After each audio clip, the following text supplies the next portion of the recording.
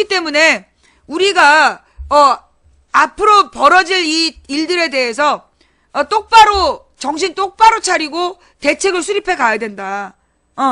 그러면서 어떤 생각도 드냐면 어느 날 내가 잡혀간다든가 그럴 수 있어요. 예. 어느 날 제가 잡혀간다든가 뭔가 우리 방송을 못하게 될 수도 있어. 그럴 때 여러분들이 정말 길을 잃지 말아야 돼. 폭력 시위는 절대 안 된다. 그거 방향 잃지 마시고요. 그 다음에 손석희 뉴스하고 우리 방송이 사라지면 어떻게 될지 모르잖아. 그럴 때 여러분이 믿어야 되는 건 야당 국회의원들이야. 야당 국회의원들을 믿고 철저히 의논하셔서 올바른 길을 찾아가셔야 된다. 그 그러니까 지금 이제 종편이죠. 종편이 모든 책임을 야당에게 몰고 탄핵에 대한 책임을 야당으로 막 몰아갈 때 여러분이 덩달아서 야당을 치면 안 된다. 야당 국회의원들을 우리 편으로 꼭 데리고 그래야 우리가 국회에서 저들의 독재를 마지노선으로 막아낼 수 있는 거야.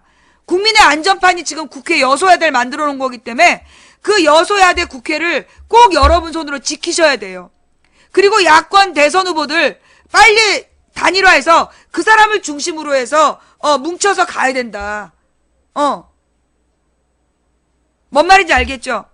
내가 안 잡혀가고 내가 여전히 남아있을 수 있다면 그러면 걱정 없는데 우리가 만일의 사태라는 게 있잖아.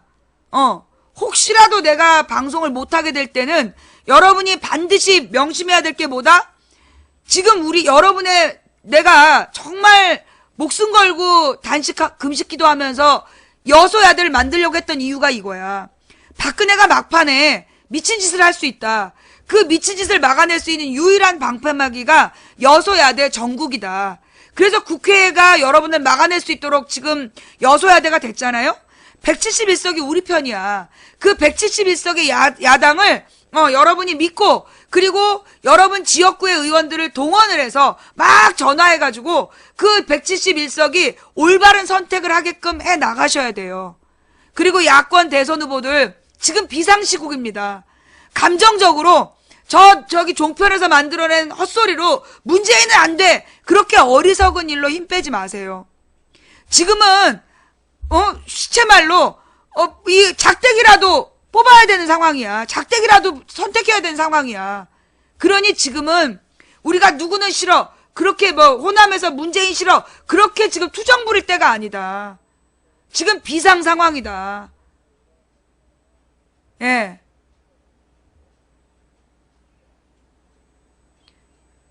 지금 진짜 쓰레기 방송이라고 우리 방송에 대해서 얘기하는 거예요?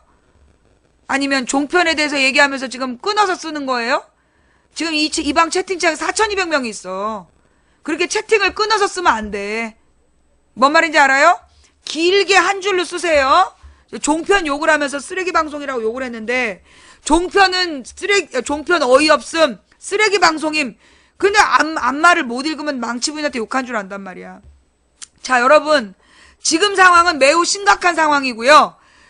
내가 볼 때 국민 90%는 박근혜 잘못을 인정해요. 예. 국민 90%는 박근혜 용서 못해. 그리고, 우리가 여기서 반드시 놓치지 말아야 될 건 뭐냐.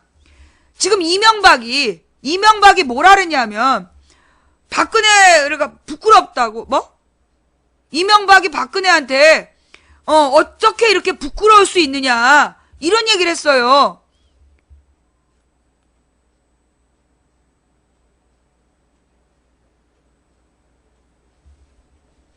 나 실어증 걸릴 뻔했어. 어이가 없어갖고.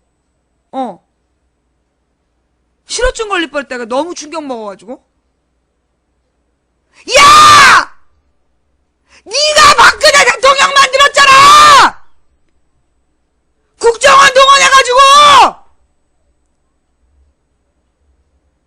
지는 무고한 척? 진짜 어이가 없어서 내가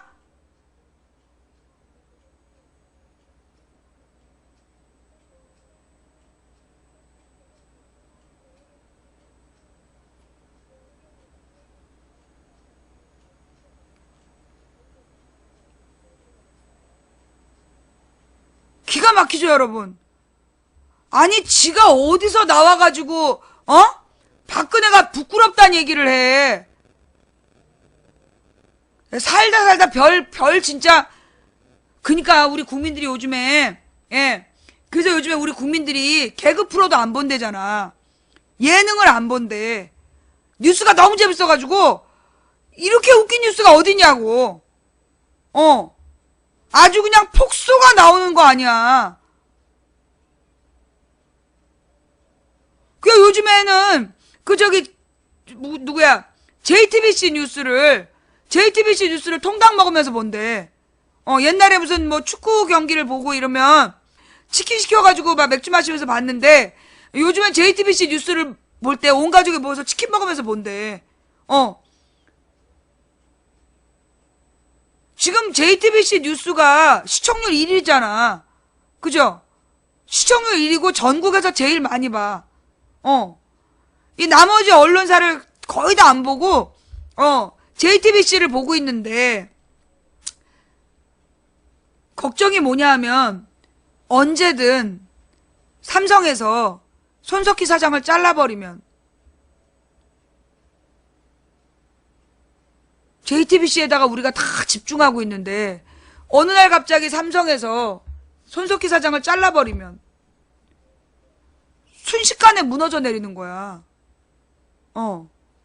JTBC가 순식간에 무너져 내려. 그 무슨 얘기냐?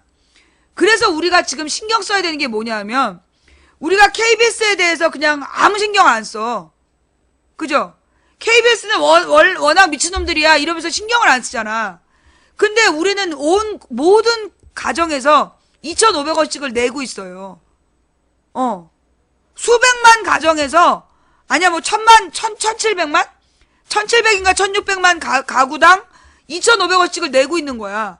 어마어마한 돈을 우리가 내고 있는데, 그 무지막지한 돈을 내놓고, 우리는 KBS에 대해서 아무런 대책이 없어. 그래서, 이 KBS에 대한 우리가 대책을 세워야 된다. 공영방송. 근데 이제 이 KBS가 왜 저렇게 망가졌냐 했더니, KBS의 이사장을 만드는 제도가 잘못됐더만, KBS 사장을 뽑는 제도가 잘못된 거야. 그게 뭐냐 하면, 이 KBS가요, 그러니까 세 명이 야당 몫이고, 이사진을 구성할 때, 3명이 야당 몫이고 6명이 여당 몫이래. 그러니까 언제나 이 KBS 사장은 친여당 성향이 사장을 하게 되는데, 옛날에 김대중 노무현 때 그 제도를 바꿨어야 됐다는 거야. 그 제도를 바꿨어야 됐는데, 그걸 바꾸지 못해서 지금 이 KBS가 이 모양인 거야. 옛날에 김대중 노무현 정부 때는 KBS가 이 지경이 아니었어요. 김대중 노무현 때는 KBS가 이 지경이 아니었다니까. 근데 이명박이 되면서 KBS가 이 꼬라지가 돼버린 거야. 그래서 우리가 이 공영방송 시스템, 그러니까 왜 정부에서 공영방송 사장을 고르느냐고. 그러면 공영방송 사장이 정부를 비판할 수 있어? 못하잖아. 그러니까 언론의 기본 기능을 못하는 거야. 그래서 내가 볼 때는 공영방송 사장은 국회에서 선발권을 갖든지, 아니면 이 공영방송 사장도 투표를 하든지. 이거 진짜 심각한 문제야. 그러니까 우리가 대법원장도 투표해야 되고, KBS 사장도 국민이 투표하든지, 아니면 국민의 대표들인 국회의원이 KBS 사장을 투표하든지, 난 그래야 된다고 봐. 국민 세금으로 운영되는 공영방송이 개 지랄 연병을 하고 있잖아. 근데 그 KBS에서 문창극의 과거가 KBS에서 터졌대. 문창극의 그 과거 방송이 KBS에서 터졌는데, 그 이유가 뭔지 아세요? 세월호 문제 때문에 길환영이가 KBS 사장하다 쫓겨난 거야. KBS에서 길환영이가 쫓겨나면서 사장이 없는 기간이 한 달이었대. KBS에서 사장이 없었던 게 한 달이었는데, 그 한 달 동안 문창극 사건을 특종으로 터뜨렸다는 거야, KBS가. 그래서 차라리 사장이 없으면 KBS가 공영방송으로 돌아갈 수 있다는 거야. 그리고 여러분 혹시 기억하세요? 제가 2012년에 그때 이제 막 MBC랑 KBS 새노조가 파업할 때였어. 제가 그때 무슨 말 했냐 하면 지금 KBS의 새노조가 좀 너무나 과격한 것 같다. 급진적인 것 같다. 지금 KBS를 바로 세우려면 새노조가 더 많은 노조원을 확보하는 게 우선이다. 너무나 자기네들끼리 소수만 급진적으로 가지 말고 다수가 동참할 수 있는 그런 KBS 새노조가 돼야 된다라고 제가 2012년에 얘기한 적이 있어요. 혹시 그거 기억하는 분 있나? 옛날 2012년에 내가 그 방송사 파업이 막 한참 일어났을 때 그때 내가 그 얘기를 한 적이 있어요. KBS 새노조에 대한 바람. 그런데 말입니다. 그 뒤로 내가 그 얘기를 한 적이 있어. 지금 KBS 새노조가 구노조보다 아나운서나 PD 기자들이 더 많이 늘어났대. 2012년에는 그 새노조가 그 한 20%였대요. 그런데 지금은 아나운서 뭐 기자 PD들이 그때는 아마 PD들만 주로 새노조였나봐. 지금은 새노조가 더 많아졌대. 예. 그래서 지금 기자나 아나운서나 PD들은 KBS 새노조로 다 옮겼고, 그리고 지금 옛날 노조에는 엔지니어들이 많이 붙어 있대요. 예. 엔지니어들은 이제 언제든 자기네들은 유명인이 아니라서 잘릴 수 있다라는 불안감 때문에 그 구노조에 구성되어 있지만 이 구노조의 몸은 있지만 마음을 새노조랑 같이 하는 사람들이 많이 늘어났대. 예. 그래서요, 우리가 지금 KBS 노조를, 아까 KBS에다가, 신경을 좀 써야 돼. 그래서, 우리 이제, 현재는 손석희 뉴스만 우리가 의지하고 있잖아. 근데 이 손석희 뉴스를 어느 날, 삼성에서 제거해버린다면, 잘라버린다면, 우리는 우리의 공기를 잃게 돼. 그래서, 정권이 아무리 바뀌어도, 그 공정한 중립성을 요구할 공영방송을 세우는 일에 우리 국민들이 신경을 좀 써야 된다. 지금 JTBC의 가장 큰 위험성은 손석희 사장이 삼성하고 계약하고 들어가 있는 계약직 사장이라는 거야. 보도본부에 그 손석희 사장이 어느 날 갑자기 잘릴 수 있단 말이야. 그래서 우리가 그런 다양성을 대비해야 돼요. 예. 우리가 정말 그 다양성을, 대비해야 돼.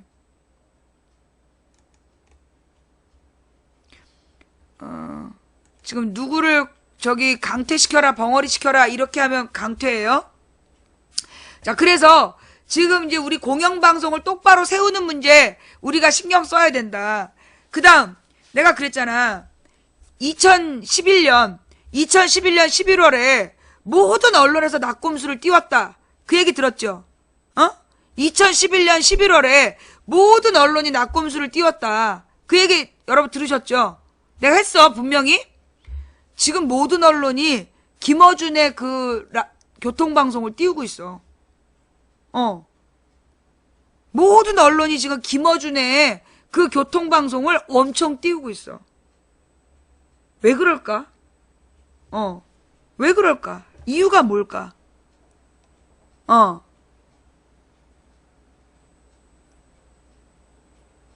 결국은 내년 대선을 김어준을 또 이용해서 뭔가 말아먹으려나 봐.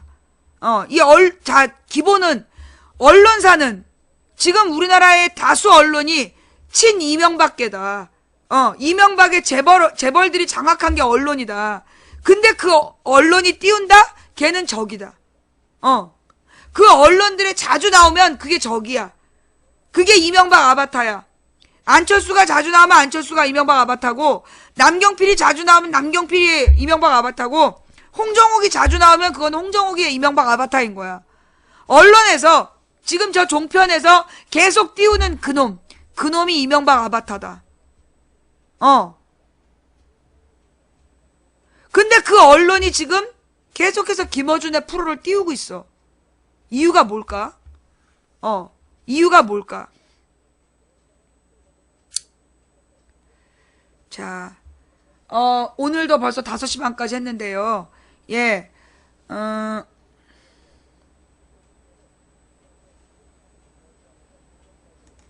만약 지금 언론 환경이 아닌 김대중 노무현 대통령 때 언론 환경이었다면 박근혜는 벌써 아웃이었습니다. 당연하죠.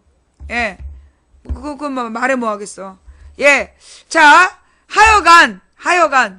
지금 김어준과 이재명을 종편이 엄청 띄우고 있다. 예. 종편이 띄우고 있는 인물들이 안철수, 그 다음에 남경필, 김어준, 이재명을 엄청 띄우고 있다. 종편과 국정원 네트워크에서 그 넷을 엄청 띄우고 있다. 이유가 뭘까? 자, 뭐, 오늘 방송은 여기까지 할게요. 여러분이 듣고 싶은 이야기를, 제가 다 했는지 모르겠지만, 이 방송은, 야, 너 제목이 박태환, 김연아인데, 예. 그 박태환, 김연아 소년제는 뭐야? 박태환하고 김연아가 박근혜가 부른 행사에 안 가가지고 미운털이 박혔다는 거잖아. 그래가지고 지금 구속된 김종이 자기는 김연아가 정말 싫다라고 얘기했다는 증언이 나왔고 박태환을 협박한 녹취록이 나왔다. 예. 그래서 찍힌 김연아 협박당한 박태환이라는 방송이 있었어요. 예. 그러면서 지금 문제는 뭐냐면 타겟을 소년제로 띄운 거야. 자, 소년제와 그 엄마가 무슨 AD 카드가 있었다. 여러분은 그걸 어떻게 하셨어요? 소년제 엄마가 가진 카드까지 여러분이 어떻게 하셨어요? 그 엄마가 무슨 연예인, 방송에 나와서 얘기한 거예요? 소년제 엄마가 갖고 있는 카드를 우리가 어떻게 아냐고. 결국, 소년제 엄마가 카드를 가졌다는 건 어디서 나온 정보겠어? 소년제 엄마가 카드를 가졌다는 건, 누군가 그거를 언론에 흘렸다는 거 아니야. 그죠? 내가 옛날에 내 카드를 가지고, 어느 식당에서 밥을 먹잖아. 그럼 채팅창에 그 식당 메뉴가 나와. 내가 그 카드로 찜질방을 갔다 오잖아. 아우, 찜질 잘하셨어요? 그리고 채팅창에 올라와. 그러니까 실시간으로 카드 사용 내역은 전부 다 정보기관이 볼 수 있어요. 그래서 실종자를 찾을 때 가령이 누가 실종됐다라고 이제 신고를 하잖아. 그러면 이 경찰에서 이 애가 진짜 실종인지 가출인지를 뭘로 확인하냐면 그 사람 이름으로 된 카드를 쫙 확인을 해. 그래서 카드 사용 내역이 있다. 그러면 얘는 가출이다. 카드 사용 내역이 없다. 그러면 납치나 사고를 당했을 수 있다라고 판단해. 예. 그게 신용카드를 통한 생존 그걸 뭐라 하더라? 하여튼 무슨 생존 사인인가 뭔가 그런 비슷한 개념이 있어. 살아있다는 증거. 이 사람이 살아있다라는 그 증거가 이제 소위 계좌나 이 카드 이런 걸 보면서 하는 거야. 그러니까 주민번호만 알면 그 사람 생활흔적이라든가? 그래, 생활흔적인 것 같다. 생활흔적이란 말이 전문 용어인 것 같아. 예. 그러니까 그게 이제 어떤 사람이 실종이 됐다. 또는 아무래도 뭔가 사고를 당한 것 같다라고 신고를 하잖아. 그러면 제일 먼저 경찰에서 뭘 하냐면 그 사람 주민번호로 된 그 카드를 확인을 해갖고 그 카드 사용 내역을 확인해요. 그래서 이 사람이 어디에서 카드 사용을 하고 있다. 그러면은 이거는 살아있다는 증거야. 그 다음에 이제 어느 지역에서 카드가 사용되면 경찰에서 다음 뭘 하냐면 그 지역 CCTV로 확인해. 그 지역 CCTV로 확인하면 어느 마트에서 뭘 샀어. 그러면 그 마트에서 그 계산한 시간 다음에 나올 거 아니야. 그 CCTV를 가서 찾아보면 바로 얘가 살아있는지 아닌지가 확인이 돼. 그게 이제 그 실종자 찾는 프로그램이야. 그래서 실종자는 누구나 쉽게 찾을 수 있는데 안 찾아주는 거지. 예. 근데 좌우지간 소년제 엄마의 카드는 어떻게 알았을까? 누가 제보했을까? 소년제 엄마가 자기 그런 카드 있다라고 자랑하고 다녔을까? 어? 예. 그러니 내가 볼 때는 뭐라 그러나, 소년제 엄마가 카드를 가지고 다닌다는 걸 아는 기관이 있었을 거다. 그 아는 기관에서 풀었을 거다. 내가 누구라고 말 안 하겠는데, 왜? 욕바지가 필요했던 거야. 욕바지가 필요했던 거야. 예. 아니, 출입카드든 뭐든, 신용카드뿐만 아니라, 아니, 당연히 출입카드도, 그 출입카드 전산망으로 다 들어가는 거잖아. 그래서 출입카드를, 아니, 공무원들 야근수당 계산하는 게 출입카드로 찍는 거잖아. 그거 전산 처리 다 된단 말이야. 인터넷으로, 그게 출입카드면 더 하겠지. 인터넷으로만 들어가도 그 누구누구가 몇 시에 들어가고 나가고 그거 전부 다 찍히는 거 아니야. 만약에 그게 뭐 그 체육협회 출입카드라면 체육협회 출입카드에 그 카드 내용을 잘 아는 어딘가에서 나왔겠지. 아니 일반 사무원이 알았겠어? 그러니까 그런 거는 내가 볼 때 예. 내가 볼 때 지금 소년제가 뭐 이상한 특혜를 받았다. 그러면서 지금 소년제를 까고 있는 거 아니야. 그러니까 또 이때 그런 건 아니라고 봐요. 너 소년제 까고 다녔지? 내가 이런 얘기를 하면 그건 아니라고 봐요. 소년제 욕먹어 마땅해요. 너 소년제 깠지? 박근혜 욕하는 댓글은 겁나서 못 쓰고 소년제 까는 댓글만 열심히 쓰고 있는 거지? 지금 소년제가 더 나쁜 년이냐? 박근혜가 더 나쁜 년이냐? 우리가 집중해야 되는 건 박근혜야. 정유란이 걔도 정시원이 뭐니? 계속해서 돌리면서 박근혜에 대한 비판을 다른 사람 비판으로 이제 욕바지로 돌리는 거 아니야. 소년제가 무슨 특혜를 받았는지 모르겠는데 그 특혜가 너한테서 뺏은 특혜가 아니잖아. 내가 볼 때 김연아, 박태환, 소년제를 띄운 건 나는 틀림없이 의도적으로 띄운 거라고 봐. 계속해서 지금 연예인들을 띄워가지고 박근혜 욕바지를 돌리려는 시도가 언제부터 있었냐면 그 11월 첫째 주부터 있었어. 11월 첫째 주부터 막 그 늘품 체조 얘기하면서 늘품 체조를 자꾸 띄워가지고 막 연예인 문제, 그 다음에 안민석을 시켜가지고 최순실의 연예인 명단 이런 걸 자꾸 띄우려고 매주 그랬어. 내가 볼 때 지금 박태환, 김연아, 소년제 이야기도 내나 그 팀에서 만든 뉴스라고 봐. 그래서 결국은 박근혜에게 쏠려야 되는 욕을, 박근혜에게 집중돼야 되는 비판을 스포츠인이나 연예인에게로 돌리고 있는 거야.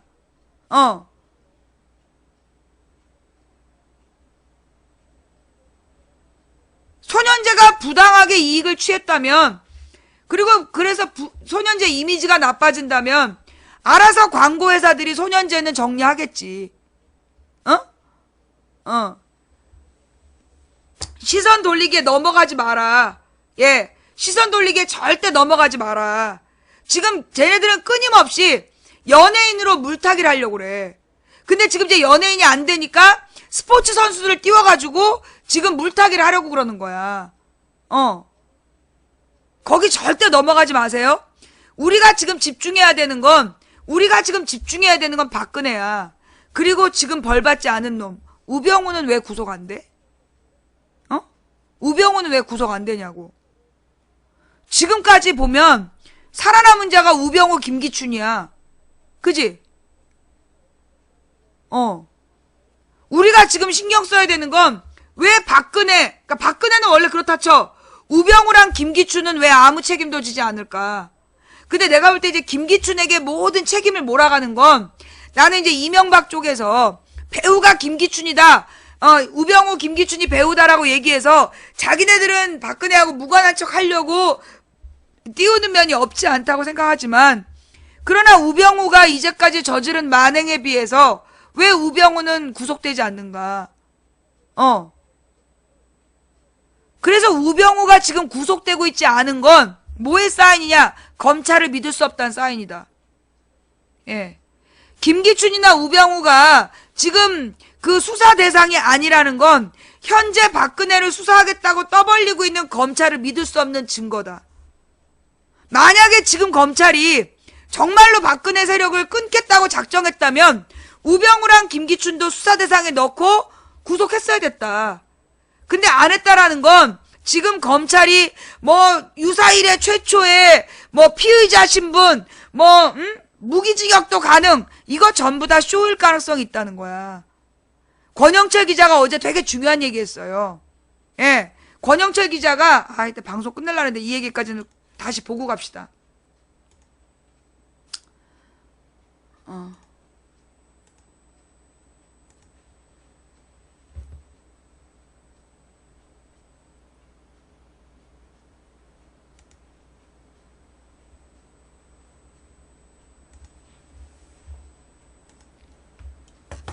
예, 오늘 첫 순서 권영철의 Y뉴스로 좀 시작을 하려고 합니다. 권영철 선임 기자, 일단 어서 오세요. 안녕하십니까. 어제 검찰의 발표 그리고 청와대의 반응 모두가 다 상당히 충격적이고 중요하기 때문에 오늘 네. 권영철 기자를 좀 먼저 모셨습니다.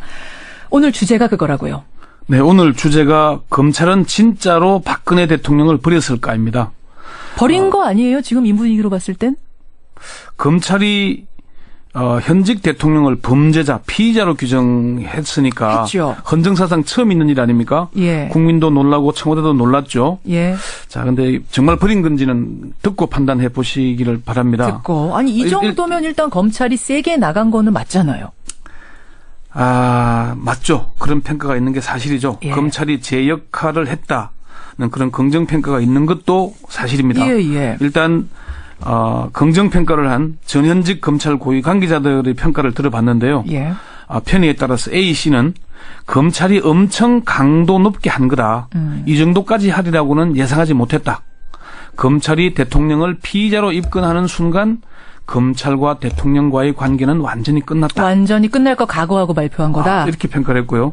B씨는 검찰은 박 대통령을 단순한 공범이 아니라 사실상 주모자로 최순실과 안종범 위에 군림한 지휘 감독자로 규정하고 있다. 수사 결과가 예상보다 더 나갔다. 그래요. 검찰의 수사 결과대로라면은 조직 폭력배의 갈치와 다를 바 없는 파렴치범이 된다. 요거는 검찰 B 씨의 얘기죠. 예. C 씨는요. 이 정도 수사 결과라면은 검찰이 박 대통령을 버린 게 맞다. 검찰과 청와대의 밀월 관계는 끝났다고 봐야 한다. 예. 그렇지만 검찰이 뇌물죄 적용에 있어서는 약간의 여지를 남겼다. 이렇게 평가를 했죠. 국민의당 박지원 비상대책위원장도 처음에 우려한 것보다 검찰 수사가 상당히 잘 됐다. 이렇게 평가했지 않습니까? 예, 예. 그리고요. 다만 유감스러운 건 역시 뇌물죄 요 부분 얘기를 했습니다. 네, 네. 이게 이제 오전 발표. 네. 들은 청와대, TV로 대통령도 봤답니다. 보고 나서 나온 오후의 반응은 상당히 강렬했어요. 예, 예. 네. 그럼 이 정도면 정말로 대통령을 검찰이 버렸다고 봐야 되는 거 아니에요? 청와대 정영국 대변인이 그렇게 얘기를 했죠. 객관적인 증거는 무시한 채 상상과 추측을 거듭해서 지은 사상 누각이다. 예, 예. 사실 그동안 박근혜 정부 들어서 검찰이 얼마나 청와대의 앞에 서서 참 불편한 것들을 정리해 줬습니까? 그렇죠. 조홍천 전 공직기강 비서관, 이석수 전 특별감찰관에 대해서 국기문란 사건으로 낙인 찍으면서 예. 청와대가 검찰에 의존해 왔잖아요. 예. 그런데 이제 완전히 극도로 불신한다는 걸 만천하에 공개를 했는데 그렇죠. 청와대의 반응만 보자면은 박 대통령을 범죄자로 규정한 데 대해서 강하게 반발하는 것이고 예. 그러면은 버렸다 이렇게 볼 수 있을 겁니다. 볼 수도 있다. 그러면 아닐 수도 있단 말씀이세요? 앞서 말씀드린 대로 검찰의 입장 변화는 지난 4년여에 비하면 엄청난 게 틀림이 없습니다. 예, 예. 그동안 온갖 의혹이 제기되더라도 이를 덮는 데만 급급해 왔잖아요. 그렇죠. 근데 이번에는 언론에서 온갖 의혹과 그에 따른 증거를 제시했고 박 대통령도 일부 인정했잖아요. 예. 그래서 검찰이 감추거나 덮지 못하고 있는 대로 수사 결과를 발표했다. 이것만도 엄청난 진전은 틀림이 없습니다. 예, 예.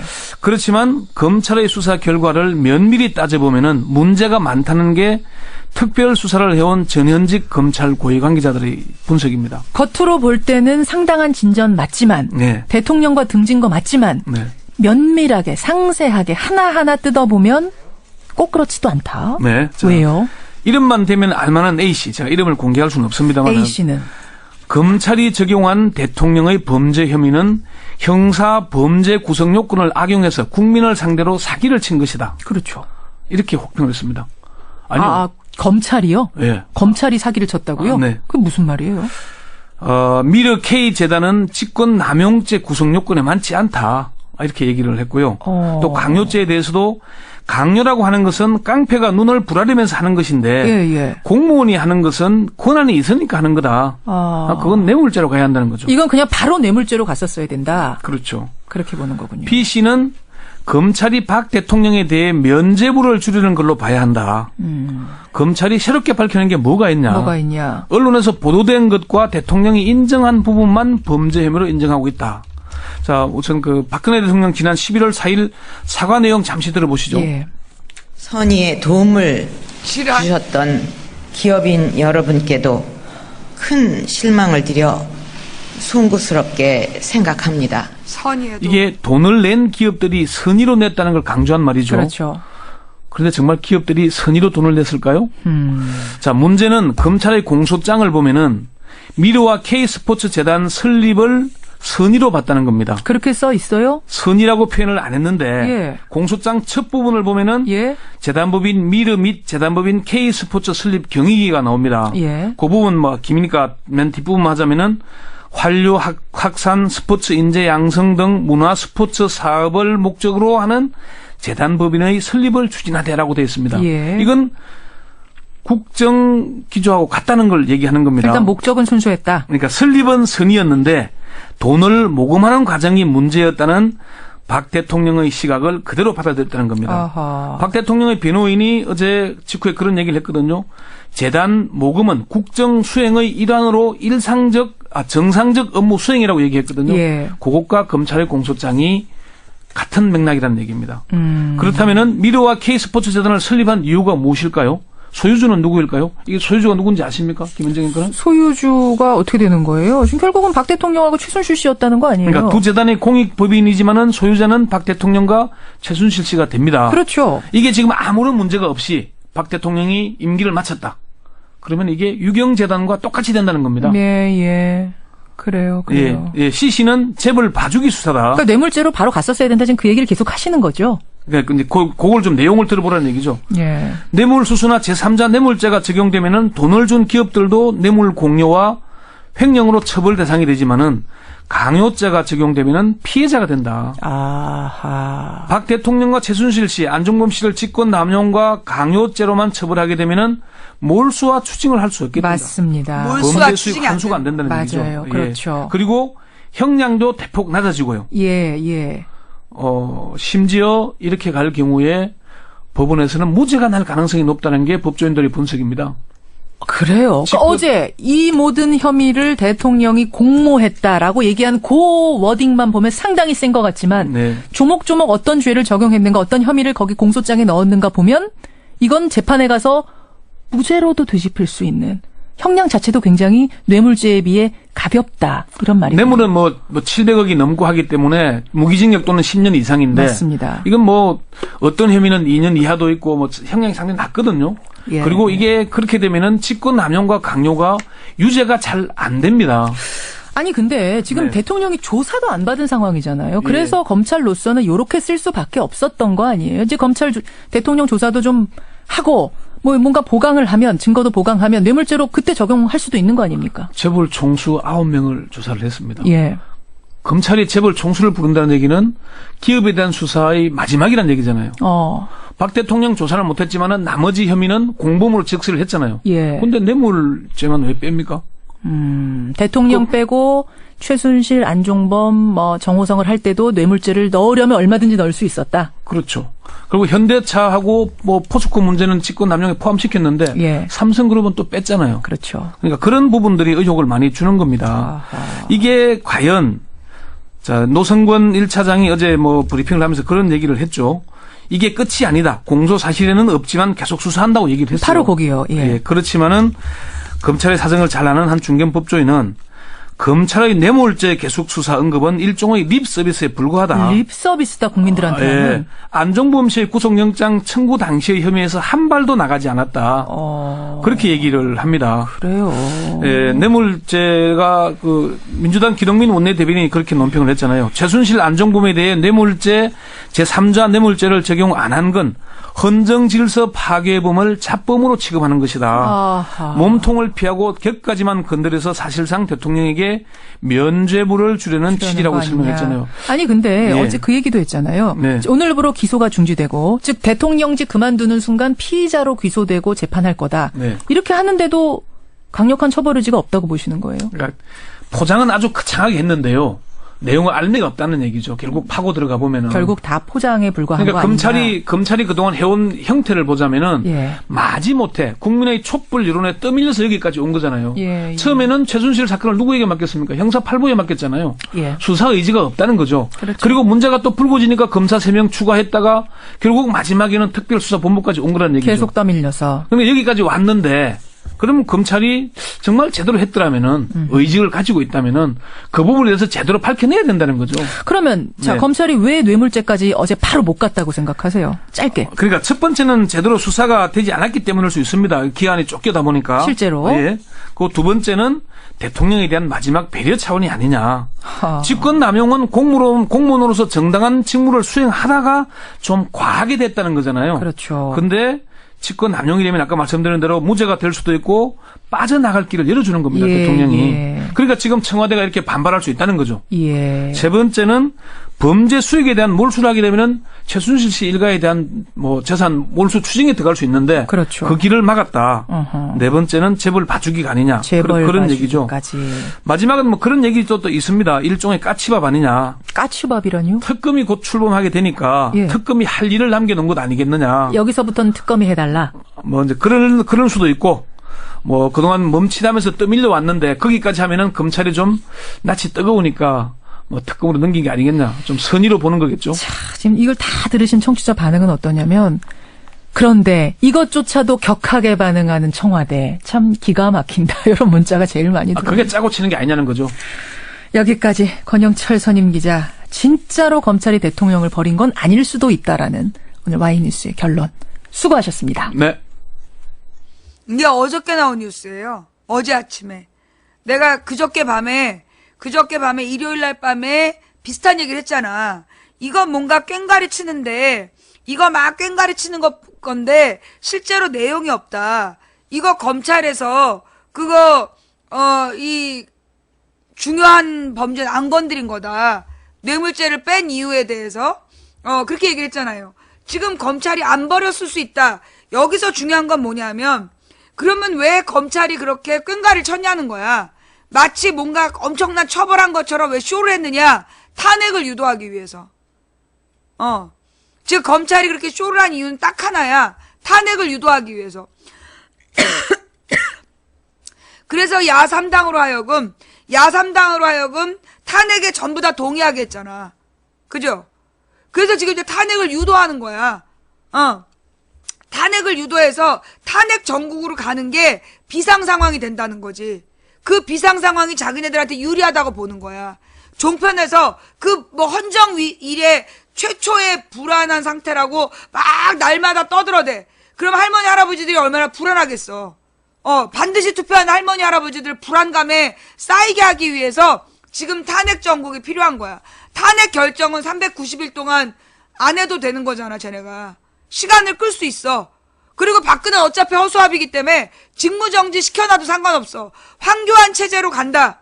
황교안이가 총리 역할만 하면 지네들 빼먹을 이권은 다 빼먹기 때문에 박근혜는 어차피 허수아비니까 걔 직무정지 시켜놓고 390일 동안 그 황교안이가 총리하면서 지네들은 이권 나눠 먹으면 된다. 그리고 종편은 끊임없이 위기상태, 비상사태라고 떠들어대가지고 할머니, 할아버지들의 표심을 이명박 아바타로 몰고 간다. 요런 계획이 아닐까? 라는 소설이지. 라는 소설이다. 자, 이런 얘기를 하면 희망이 없다. 지금 중계방에서 제일 많은 사람이 보는 중계방에서 그렇게 얘기해서 내가 블랙 걸었어. 이게 무슨 얘기냐? 지금 이런 얘기를 내가 하는 이유가 뭐야? 여러분 절망하라 그러는 거예요? 내가 이런 뉴스의 행간을 찾아서 읽어주고 혹시 그 뒤에 이런 음모가 있는 거 아니냐라는 의혹을 제기하는 게 여러분들더러 절망하라는 뜻이에요? 우리가 사태를 정확히 알아야 대책을 마련하는 거 아니냐. 우리가 일단 알아야 뭔가 방법을 찾는 거 아니냐. 그러니까 진실을, 지금 드러나는 현상 본질을 보자. 지금 망치가 계속 얘기하는 건 뭐냐면 겉으로 드러나는 현상에 숨겨져 있는 본질을 보라는 거야. 왜? 문제는 본질을 알아야 풀 수 있는 거죠. 현상에 대처만 하면 언발에 오줌 누기야. 막 발 시리다고 젖은 발에다 오줌 누면 그 오줌이 얼면서 발에 더 시려. 그런 것처럼 현상에만 대처하는 게 아니라 현상 뒤에 숨어있는 본질을 봐야 된다. 그래야 본질적인 문제를 우리가 해결할 수 있다. 그걸 위해서 내가 보여드리는데 희망이 없다 이러고 자빠졌어. 블랙이야. 언제까지 촛불을 들어야 되냐? 희망이 없다 이렇게 씨부리면 블랙이야. 뭔 말인지 알겠어? 예. 자, 내가 언제 잡혀갈지 모르겠지만, 예. 나는 잡혀가는 순간까지 여러분들에게 진실을 얘기할 거예요. 끊임없이 그 본질, 우리가 끊임없이 의심해봐야 되는 지점이 뭔지 계속 얘기를 할 거야. 그러다가 내가 혹시 사라지더라도 여러분들, 제가 잘 생각해봐. 옛날에는 전혀 몰랐는데 망치부인 방송을 자꾸 듣다 보니까 어떤 뉴스들에 숨겨져 있는 내용이 보이더라. 그리고 그런 거 아닐까라고 생각했는데 망치가 똑같이 얘기하더라. 그런 적 있다, 손. 전혀 옛날엔 뉴스를 봐도 못 알아들었는데 망치부인 방송을 자꾸 보다 보니까 혹시 이거 이런 거 아니야? 라는 생각이 들더라. 근데 망치가 똑같이 얘기하더라. 손. 자, 이게 뭐냐? 여러분들이 이미 저처럼 생각하는 훈련이 된 거예요. 여러분 같은 사람이 주변에 망치가 혹시 사라지게 되면 여러분들이 주변 사람들에게 끊임없이 의심하게 하고 끊임없이 진실이 뭔지 찾게 하는 그런 역할들을 해 주셔야 되는 거예요. 아시겠죠? 예. 그래요. 자, 왜 자꾸 사라진다고 하냐고, 에스겔서 3장에, 내가 오늘 읽은 내용 전에, 에스겔서 3장에 문 닫고 들어가서, 말을 못하게 될 수 있다. 벙어리로 만들겠다. 근데 하나님께서 하실 말씀이 있을 때만 열겠다. 그런 얘기를 또 읽게 하셔가지고, 혹시라도 내가 말을 못하는 상황이 올 수 있다. 그래서 내가 대비하는 거야. 나는 가라면 가고 쓰라면 쓰고 죽으면 죽으리라는 결심이 되어 있는 사람이기 때문에 나한테 어떤 일이 생길지 잘 몰라. 다만 혹시라도 오늘 문득 그 생각이 들었어. 만약에 손석희 손석희 사장이 삼성에서 잘린다면, 삼성이 계약을 해지해버린다면, 또 망치 부인이 갑자기 잡혀 들어간다면, 그러면 당장 우리 국민들이 어디서 답을 찾을 건가. 그래서 지금 씨를 뿌리는 거야. 여러분이 지금 막연히 재미있다라고 생각하고 있으면 안 돼. 어떤 비상 상황이 닥치더라도 최대한 지혜를 모아서 상황을 해결하겠다라는 의지를 가져야 될 때야. 무슨 얘기인지 알겠죠? 예. 근데 만약에 내가 혹시라도 잡혀 들어간다면, 내가 혹시라도 잡혀 들어간다면 돈을 걷자는 사람이 나오면 그놈은 요원이야? 자기가 제2의 망치다 이러고 나오면 그놈도 요원이야? 그래 놓고 지금까지 날 뒤에서 욕하고 있잖아? 자, 그래서, 속보, 망치 부인 박사모에게 참수당해, 잠깐만요. 요 내용 캡처해 주세요. 요거 캡처해 주시고요. 요 내용으로 우리 법정에서 좀 보자. 우리 엄정화는, 나중에 법정에서 보자. 나중에 또 니네 엄마가 와서 나한테 막 빌어도 소용없다. 자, 그래서요. 그래서 지금 여러분들이, 생각을 깊이 해야 된다. 이제 진짜 여러분이, 그런 거 있잖아. 어느 날 문득 여러분한테 삼성 경영을 맡아라. 할 수 있겠어? 어렵겠지.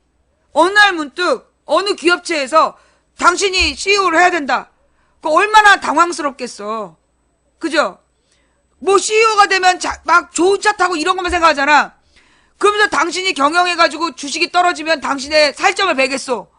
얼마나 무서운 일이야. 그죠?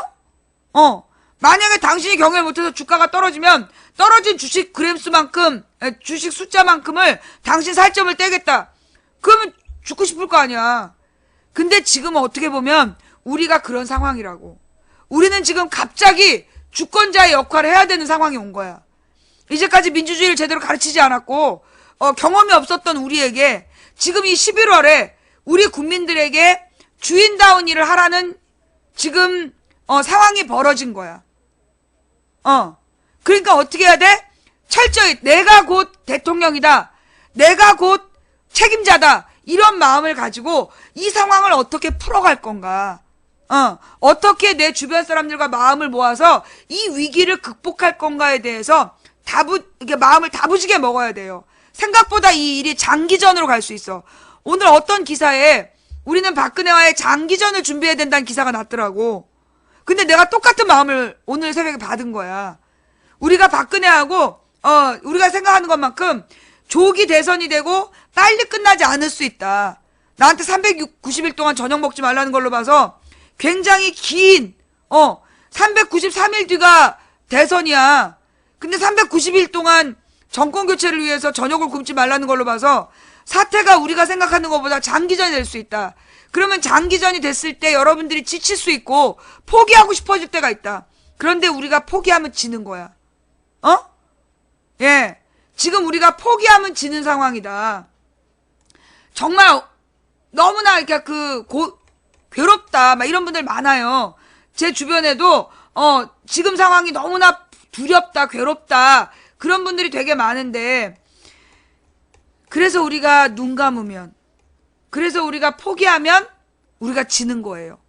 그죠? 예. 우리 건강 관리하자고요. 나도 술 끊었어. 그러니까 여러분들도 술 끊고, 예. 웬만하면 최대한의 몸 상태를 만들어야 돼. 이 일이 오래 갈 수 있기 때문에 장기전에 대비해야 돼요. 그래서 우리가 건강 관리도 철저히 하고, 그리고 우리들 인간관계도 잘 관리하고, 그래서 비상사태가 발생했을 때 우리 인간 네트워크가 이 조국을 구할 수 있도록 우리가 지금 준비해야 된다. 어떤 시청자분이 무지 긴 덧발을 보내주셨어.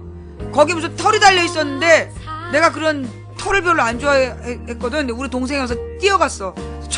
털은 뛰어가고 다리까지 이렇게 덮는 긴 파카가 생겼거든요. 예.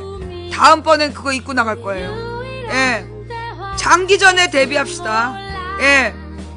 이 겨울에는 붙어 있을수록 더 힘이 나잖아. 그죠? 예. 앞으로 이렇게, 우리 막 촛불 들고 있는데 눈이 오면 얼마나 멋있겠어. 그죠? 예. 우리는 오랜 기간을 버틸 거다. 여러분, 1909년에 어떤 선교사가 그 홑겹의 한복을 입고, 쟁기를 든 의병을 만나. 그래서 인터뷰를 합니다. 아니, 당신은 도대체 국가가 당신을 위해서 뭘 했다고 이렇게 의병을 하느냐라고 그 농민군에게 물었어요. 그 농민군이 뭐라 그랬냐면, 노예가 돼서 살아남기보다 자유민으로 죽고 싶다. 그게 1909년 우리 조상들의 기계예요. 홑겹의 한복을 입고 손에 든 건 쟁기뿐이지만 그래도 싸우다 죽겠다라는 그 결의, 우리 그 후손이에요. 우리 선배들이 그렇게 지킨 나라예요. 우리 위에 얼마나 많은 청춘들이 길에서 눈을 잃고 턱을 잃고 머리뼈를 잃고 목숨을 잃으면서 지킨 나라입니까? 이제 우리 차례예요. 예, 이제 우리 차례입니다. 길이 보이지 않으면 길을 만들면서 가자. 빛이 보이지 않으면 우리를 불태워 빛이 되자. 어차피 우리가 가는 길은 갈만한 길이라서 가는 게 아니라 가야 될 길이라서 간다. 이긴다고 믿든 진다고 믿든 당신의 믿음대로 될 겁니다. 그러나 한 사람이 꾸는 꿈은 꿈일 뿐이지만 백인이 꾸고 만인이 꾸면 현실이 된다고 했습니다. 중지동천이라고 우리가 모여 하나의 생각을 하면 하늘을 움직일 수 있다고 했습니다. 누군가 포기해서 오늘 우리의 절망이 싹텄다면, 우리가 지금 포기하지 않으면 우리의 내일은, 우리의 내년은 우리 손으로 바꿀 수 있다는 거, 우리가 지금 그 기적의 역사를 써가고 있다는 거, 이 얼마나 자랑스럽고 멋진 일입니까? 3.1운동의 선배들, 4.19 혁명의 선배들, 5.18의 선배들, 60의 선배들, 우리가 지금 그 뒤를 이어 새로운 역사를 지금 이 시간 여러분의 손으로 쓰고 계십니다. 그러니 지치지 마세요. 포기하지 마세요. 어떤 일이 있어도 저는 계속 싸울 겁니다. 아무도 내 말을 듣지 못하는 상황이 오더라도 저는 하늘에 기도하면서라도 싸울 겁니다. 그러니 여러분도 어디에서도 포기하지 마세요.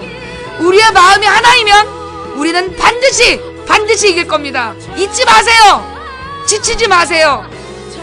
힘을 냅시다. 우리는 390일 동안 촛불을 들어야 될 수도 있어요. 두려워하지 마세요. 우린 해낼 겁니다. 우리가 누굽니까? 자랑스러운 대한민국 국민입니다. 이제까지 우리는 늘 역사를 써왔잖아요. 지금 우리 손으로 새로운 역사를 쓰고 있는 거예요. 자랑스럽지 않으세요? 여러분 사랑합니다. 감사합니다. 지금까지 도봉구 창동산업 불량주부 망치부인이었고요. 매니저님들 수고하셨고, 이 방송 녹음 녹화 떠서 유튜브와 팟캐스트에 뿌려주시는 우리 시청자님께 감사드리고요. 오늘 업 추천 꿀잼 해주신 분들, 업 꿀잼 투표해주신 분들 감사드리고, 후원해주신 분들 한 분 한 분 이름 못 불러드려서 죄송하고, 후원 못했다고 미안해하지 마세요. 생방송 처음부터 끝까지 지켜주신 여러분이 진짜 후원자예요. 감사합니다. 망치부인이었고요. 다음 방송은 내일 낮 2시에 돌아올게요. 고맙습니다. 감사합니다. 사랑합니다. 아자아자!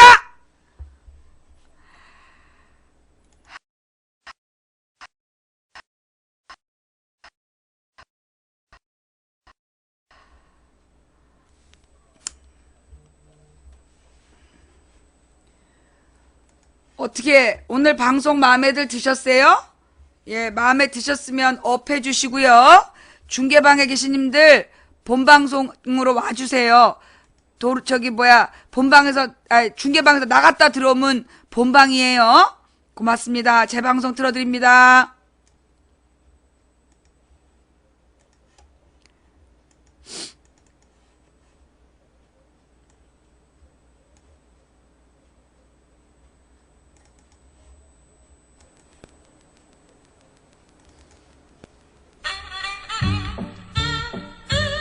어서오세요, 어서오세요. 서울 도봉구 창동산 불량주부 망치부인이 운영하고 있는 생방송 시사수다방에 오신 것을 환영합니다. 반갑습니다. 감사합니다. 어서오세요.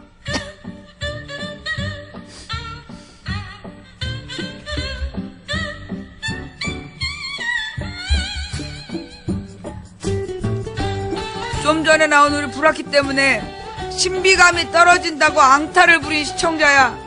너 내가 오늘 밥 배불리 먹어서 용서해 준 거야. 내가 아침처럼 배고팠으면 너는 3대가 블랙이야.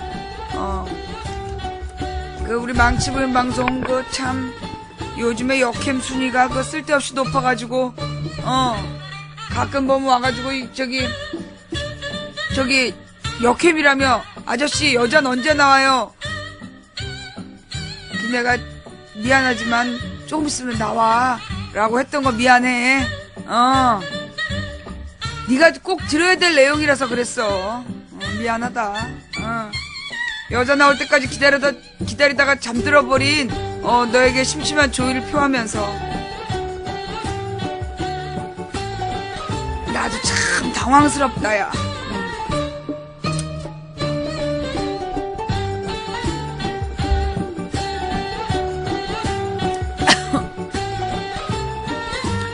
어서오세요, 어서오세요. 예. 서울 도봉구 창동산업 불량주부 망치부인이 운영하고 있는 생방송 시사수다방에 오신 것을 환영합니다. 반갑습니다. 감사합니다. 예. 오늘 업 꿀잼 투표해주신, 모든 분께 감사드리고, 후원해주시는 한 분 한 분께 감사 인사드립니다. 일일이 이름 불러드리지 못해서 대단히 죄송하고, 이름 안 불러줘서 후원하기 싫으시면 안 하셔도 됩니다. 예, 또 지금 이 시간에 전화 드려, 누가. 미안해요. 좀만 기다려요. 누구야, 이 시간에.